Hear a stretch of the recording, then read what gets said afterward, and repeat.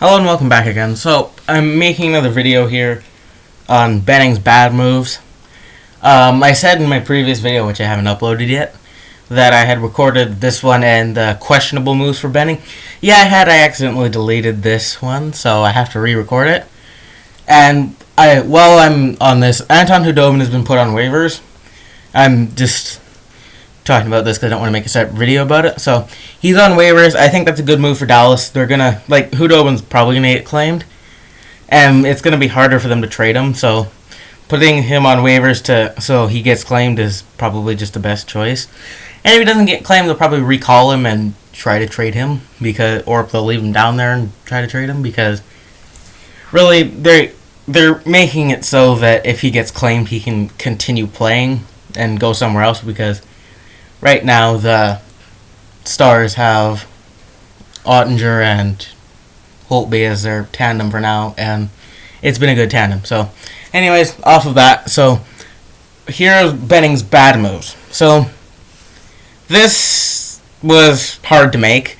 I had to choose the really bad moves, and yeah, so, well, some of them are the really bad moves, some of them aren't, but there are more bad moves than good moves. There are more bad moves than good and questionable combined. But anyway, so starting off here, Zach Kassian and a 5th round pick for Brandon Prust. No. Just no. And then another one, Anton Roussel. $3 million times 4 years. Bad contract. Yeah, it's just a bad contract in general. Those were some dark days. And then Jay Beagle, also $3 million times 4 years. And Jay Beagle probably worked out the best out of all the contracts because he was still useful. And because he's a good penalty killer, he is very good on the penalty kill. That's one thing, which is why I think he's really more useful. And losing Roussel in the offseason, which I don't know if it's more of a loss or a good thing, because Roussel was the only player on the team who would hit people and fight people.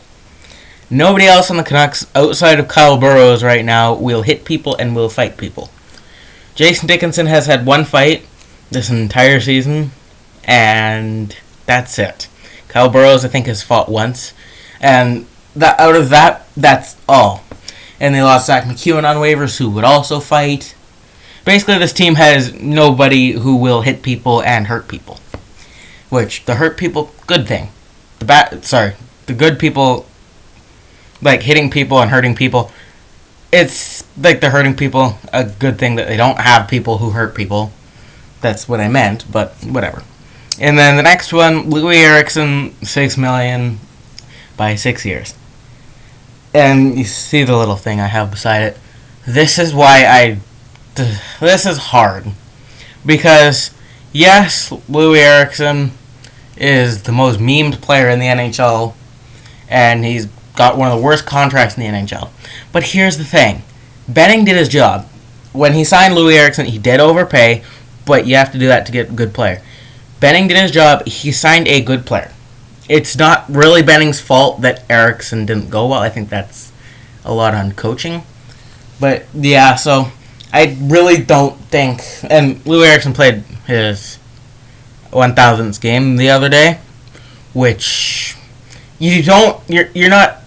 If you play 1,000 games in the NHL, you're not a bad player. You've clearly been given a lot of opportunity and played a lot of games. And the same thing, if he played full seasons in Vancouver like it was intended, how many games would he be at right now? He'd be well over 1,000 2 seasons ago, maybe 1 season ago. I don't know. But, yeah, so... It's the worst. It's definitely the worst contract Benning signed, but I think he deserves a bit of benefit of the doubt from that one because he did do his job by signing a good player. So, anyways, in the next one, Tyler Toffoli for nothing. You trade for Tyler Toffoli, good job. You give up a ransom to get him, okay, but then you let him go on free agency for nothing. You basically traded everything you traded for Tyler Toffoli for future considerations. That's just how it goes. That's not good. And then, yeah, so, and Foley's injured right now, and people will bring that up, but whatever. You still did it. And yeah, and then, so the next one, Jake Virtanen, 6th overall in 2014, I think. Yeah, 2014. Yeah, that didn't work out. Virtanen, obviously, everybody knows what happened with that. Outside of him not being bad, but outside of him being a bad player, everybody knows what happened off ice. I'm not going to go into that because, yeah, no. And so, yeah, that didn't work. Virtanen got too many chances. And yeah, and then Chris Tanev, again, for nothing. They spent too much time in that offseason, trying to trade for Oliver Ekman-Larsson, which they did in this most recent offseason, which ended up going back up a bit to Tyler Toffoli departing and Chris Tanev departing. Yeah, that was 2 big losses. Markstrom left too. He's in the questionables, and you'll see that in the questionables. And then Jonathan Dahlen for Linus Karlsson. I have Dahlen's points over there that you can see. 24 games played, 8 goals, 6 assists for 14 points. It's fair to say that's a bad thing. And I don't have Karlsson's over there because he doesn't have any. He hasn't even played any games. So, yeah, Dahlen's been good for the Sharks this year. And I really want Dahlen back. And then the last one for the bad moves, Brandon Sutter, $4.3 million for 5 years. It's funny. Canucks fans like Brandon Sutter now that he's on a cheaper deal, but they don't also like him now because he's injured. So yeah, and then I didn't want to put any more on here. A, because I was running out of space, and B, because I don't want to be too harsh on Jim Benning because he did a lot of good drafting here, but he also 8 years was too long. It was too long. And so, yeah, that's the video. This will probably be uploaded after the good moves. Because I want to go the good, the questionable, and then the bad.